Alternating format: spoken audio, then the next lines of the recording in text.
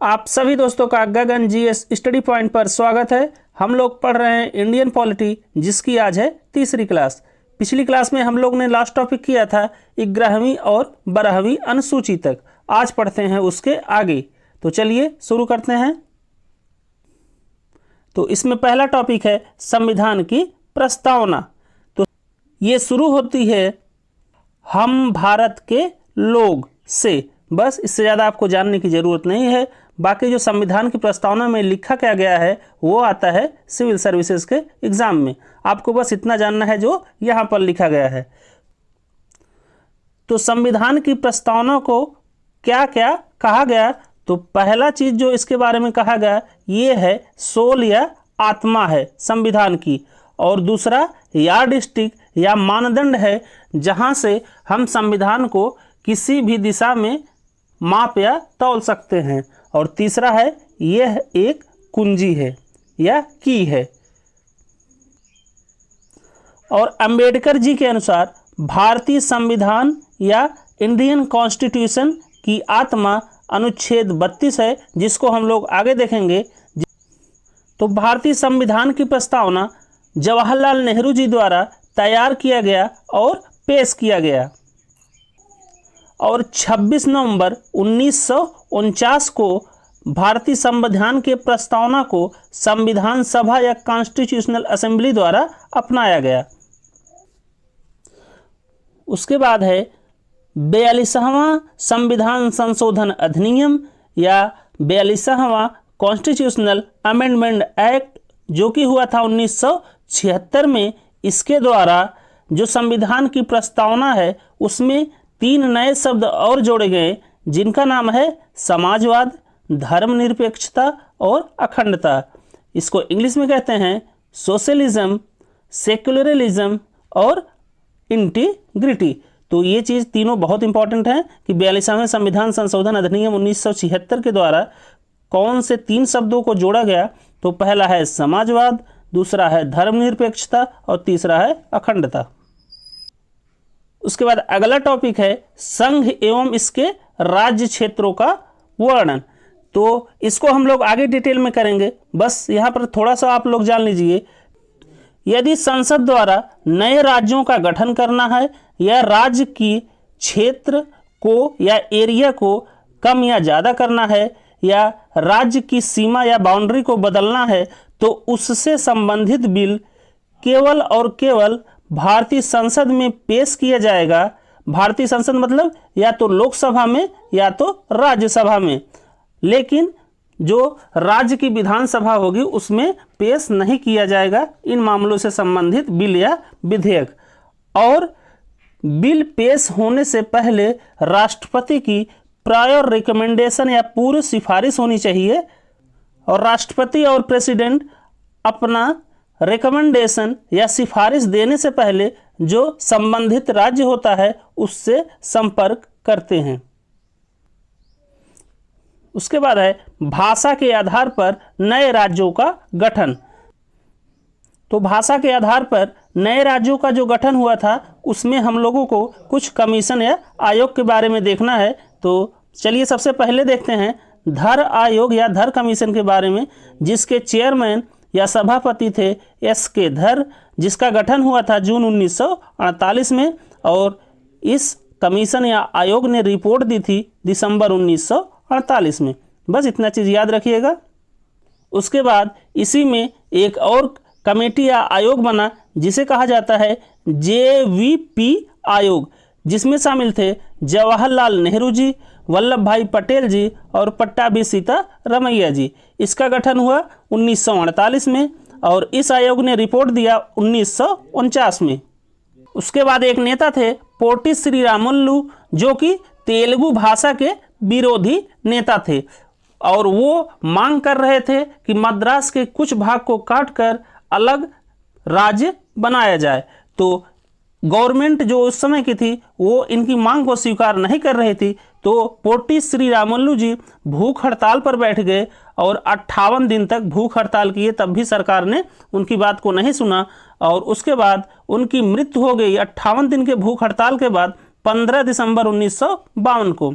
फिर उनकी मृत्यु के 4 दिन के बाद उस समय के तत्कालिक प्रधानमंत्री पंडित जवाहरलाल नेहरू जी ने नए राज्य की घोषणा कर दी भाषा के आधार पर। और जो नए राज्य का गठन हुआ वो हुआ आंध्रा अधिनियम या आंध्रा एक्ट 1953 के तहत। तो इसमें क्या हुआ कि मद्रास के कुछ भाग को काटकर आंध्र प्रदेश बनाया गया 1953 में। फिर आया राज्य पुनर्गठन आयोग, और ये कब बना था? 1953 में, और इसके चेयरमैन या सभापति थे फजल अली। उसके बाद इसका नाम बदलकर राज्य पुनर्गठन अधिनियम 1956 कर दिया गया, जिसके आधार पर 1960 में बॉम्बे को 2 भागों में बांट दिया गया भाषा के आधार पर। तो पहला भाग था गुजरात, जिसको बांटा गया गुजराती भाषा के आधार पर, और दूसरा बांटा गया महाराष्ट्र जो कि बना मराठी भाषा के आधार पर। यह प्रिंटिंग में गलत हो गया है, इसको देख लीजिएगा।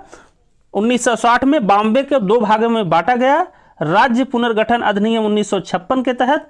पहला भाग था गुजरात, जो कि बना गुजराती भाषा के आधार पर, और दूसरा भाग था महाराष्ट्र, जो कि बना मराठी भाषा के आधार पर। उसके बाद हम लोगों को देखना है अनुच्छेद। तो कहां से कहां तक देखना है पहले भाग में?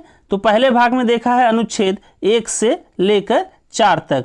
तो ये चीज याद रखिएगा कि संघ एवं क्षेत्रों का वर्णन अनुच्छेद कहां से कहां तक है? तो अनुच्छेद 1 से लेकर 4 तक है, और किस भाग में है? तो वो है भाग 1। ये चीज आप लोग ध्यान रखिएगा, इसी से ही क्वेश्चन आता है। तो पहले अनुच्छेद में क्या चीज है? तो पहले अनुच्छेद में है संघ का नाम और राज्य क्षेत्रों का वर्णन। ये चीज है पहले अनुच्छेद में। उसके बाद पढ़ना है अनुच्छेद 3। तो अनुच्छेद 3 में है नए राज्यों का गठन और किसी राज्य का नाम बदलना या उसका क्षेत्र कम करना या उसकी बाउंड्री को कम या ज्यादा करना। ये चीज कहां पर वर्णित है? तो ये चीज वर्णित है अनुच्छेद नंबर 3 में।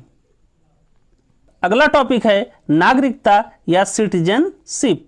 तो सिटीजनशिप कहां से कहां तक है? तो सिटीजनशिप है अनुच्छेद नंबर 5 से लेकर अनुच्छेद नंबर 11 तक, और ये किस भाग में वर्णित है? तो ये है भाग 2 भारतीय संविधान के।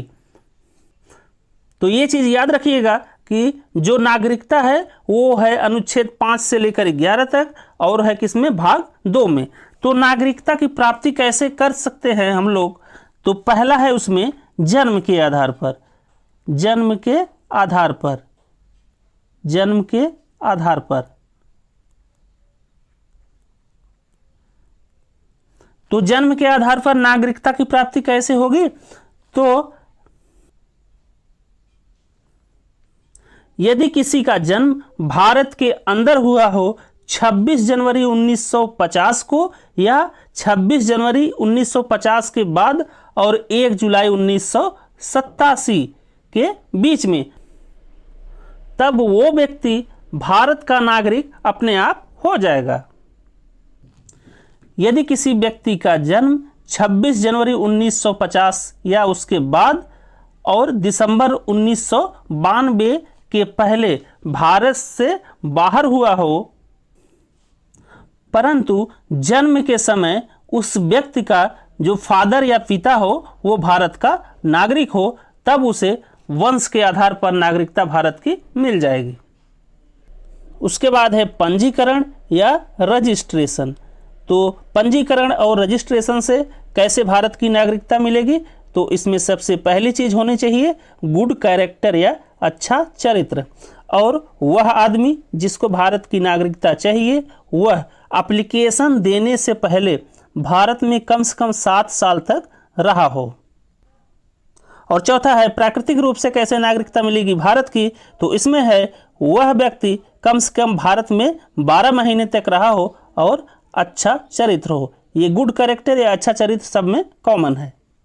और पांचवा है क्षेत्र समाविष्टि द्वारा। इसमें है यदि भारत सरकार भविष्य में किसी क्षेत्र पर अपना अधिकार कर लेती है तो उस क्षेत्र के कुछ विशेष नागरिकों को भारत की नागरिकता दी जाएगी। तो पहला है स्वैच्छिक त्याग, अर्थात कोई व्यक्ति अगर अपनी स्वेच्छा से यहाँ की नागरिकता का त्याग कर देता है तो उसकी नागरिकता चली जाएगी, लेकिन इसमें एक कंडीशन है, ये युद्ध के समय में ये लागू नहीं है।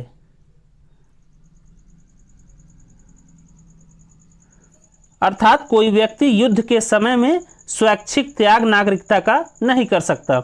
और दूसरा है बर्खास्तगी के द्वारा, और तीसरा है वंचित कर देना। Thanks for watching Gagan GS study point. अगर वीडियो पसंद आया हो तो प्लीज़ लाइक करें, शेयर करें, सब्सक्राइब करें। Thank you. जय हिंद।